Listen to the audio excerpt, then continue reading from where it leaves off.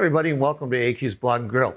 We're really happy today to have Scott Gillum with us. Now, Scott is the CEO and founder of Carbon Design. It's a whole new approach to the to consultancy, whether it be in marketing, whether it be in corporate design, whether it be in branding.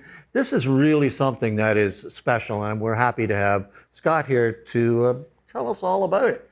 So, hey, Scott, how are you? I'm good. Thanks for having me on, Alan. I appreciate it. Great.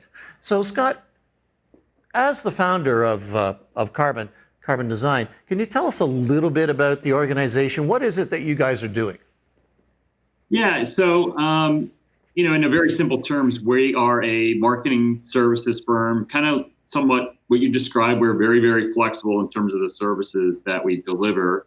B2B. So that's kind of like the standard talk if you were to put us in the category. What's different about us is the delivery model that we have. It's the back end, and the organization's really been built off of, and I don't want this to come off the wrong way, but we consider ourselves kind of the organization of the future, which is really built around the fact that people want to work differently. And so the services that we provide to the client are things that you may receive from other, either consulting firms or agencies.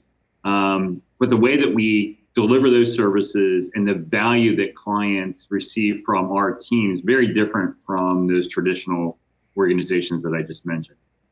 So is it a question of you being more agile, of being able to tailor yourselves to what the clients are looking for, as opposed to having a set structure? It's a little bit of a combination of those things. The way that we operate is that our teams are on demand, if you will. We're not carrying the cost of staff. We don't carry overhead. Everything that we do is it's outsourced or it's in the cloud. And so we have a very efficient model, and we don't have any dependencies on delivering a product that we developed, or we don't have a partnership with technology platform that we're trying to jam you into. So we're agnostic. We have the time to actually sit down and think about what's the best approach for a client. And because we have the flexibility of that back end delivery model, we could, if you think that you want to go execute something, and we discover through the conversations that you actually have a bigger strategic problem that needs to get addressed first, we can pivot, move from an execution team to a strategy team, and start there. And that ends up, typically, if you get the front end right on a strategy, you're going to have a much better execution on the back end. So we provide that flexibility, but we also are providing value through the client in that we don't have the overhead and the infrastructure that we have to find a cost center. We don't have to deliver that in some kind of fee structure to a client. Okay, so that sounds great. Now, it's really what the clients are doing then is they're contracting with Carbon Design to get value as opposed to just being invoiced in whatever way the consultancy might have sent them a bill. So right. What have clients told you over the past year that they value most about the relationships with Carbon? The flexibility, it's the agility, and it's the maturity of our team.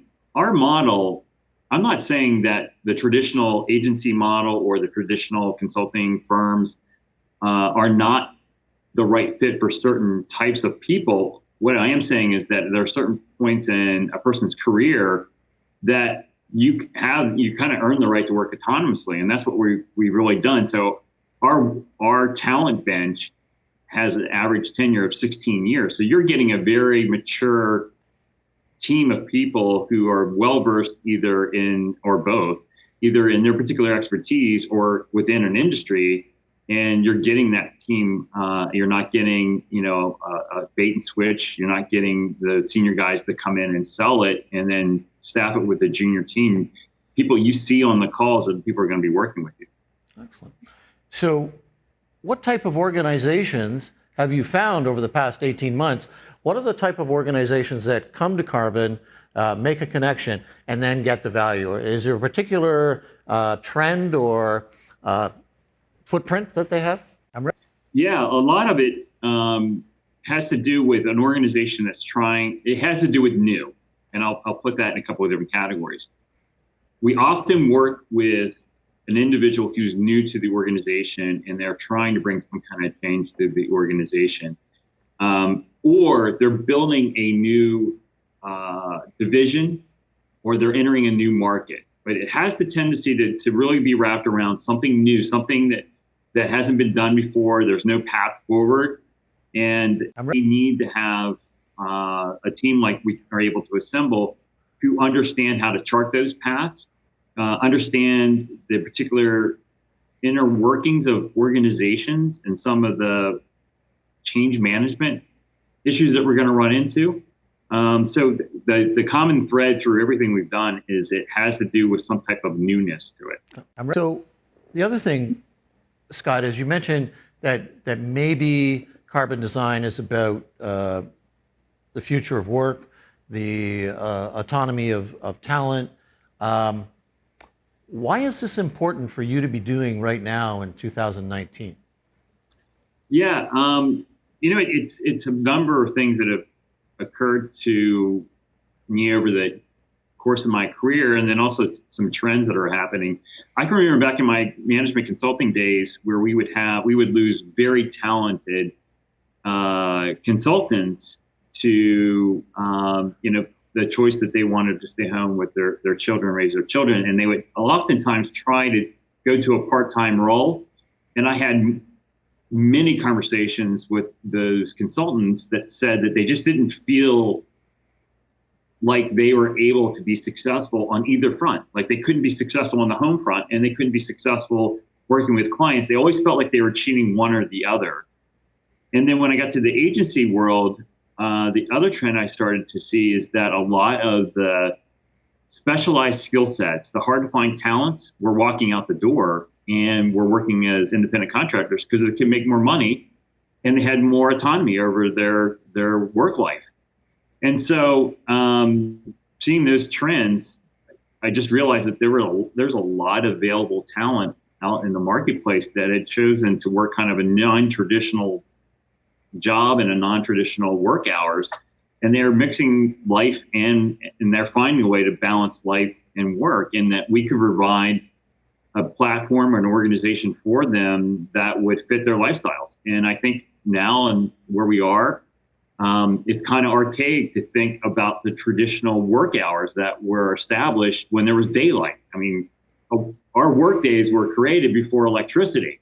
Right. And so to expect someone to be able to work, 9-10 hours straight through and be productive the entire consecutive hours is antiquated. It's just not the way it's not the way people want to work, and it's not the way that our bodies are built to work. So when you're recruiting the talent pool and the talent network, are there specific types of personalities or characters that you're looking for?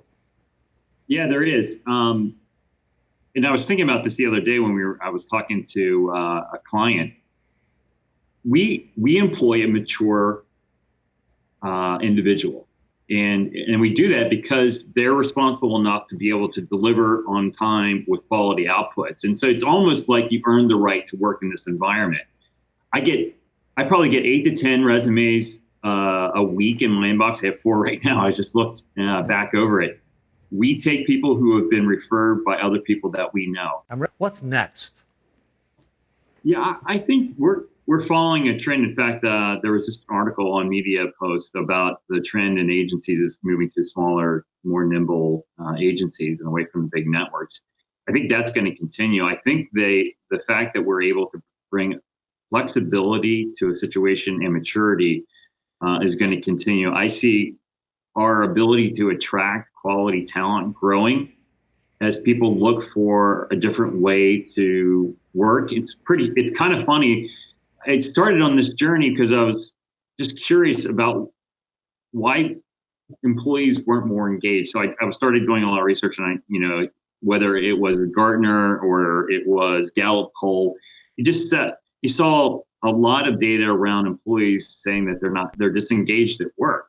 And that led me on a journey to kind of figure out why that was. And in hindsight, we kind of built an organization that looked like Daniel Pink's book Drive. We give employees autonomy. We allow them mastery. So we allow people who have been pigeonholed in agencies if they're just a UX strategist, we give them an opportunity to not only do strategy, but to do the research, to actually get into design if they desire. So we pick up a lot of side giggers, especially from a design perspective, that are allowed to do things outside of where they're pigeonholed inside of agencies to build their portfolios. And so we give them the autonomy, we give them mastery, and we give them purpose. They pick and choose, and we pick and choose the clients that we work for. So I can see us being more continued to drive towards clients that are oriented around purpose, sustainability, good capitalism, because I think that's where we need to be, and that's the type of clients that we're looking for, and we'll go after more. Excellent. So in 18 months, so you'll be at 3 years. By that time, I'm going to come back and interview you. And what are you going to be able to tell me and our viewers, our subscribers, that changed in the second 18 months?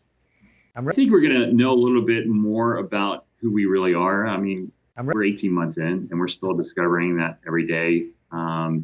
In some ways, we've built an upside down company. We built a company that was built to go and capture and seek out and wrap, a big rope around the most talented people that we could find out there. And we're still going to continue to do that. And we knew that if we had really, really good people, we could deliver really, really good quality and value to clients. And it's kind of backwards. In fact, our website's backwards. Like, our website's written for talent. It's not written for clients. And I think going forward, I think clients are going to understand the value of the flexibility that we provide. Most of their investment with us goes towards the talent. It's not going to overhead. It's going to getting a higher level talent person that you're going to get from a big agency or a big consulting firm, and you're not going to pay those prices. So I think 18 months from now, we're going to have a better understanding of how to scale our business. That's always a challenge when you start a business. We have a better idea of how technology can give us some leverage here, but we're never going to forget that this is about people. Okay, terrific. Now, let's switch to financial for just a moment. It's always difficult launching a new organization, startup, if you will. Seems to me, though, you guys have been fairly successful in hitting those objectives. Yeah, I mean, thank God. I mean, that we had some really good luck. I mean, some of this is like a third of it was planned. A third of it we got lucky, and a third of it was really, really hard work. Yeah. And yeah, we did. We had a great year. Now we got to continue that success. So every year is going to be harder than the last, especially with the goals that we have to kind of double the business this year, and we'll try to get close to that next year. So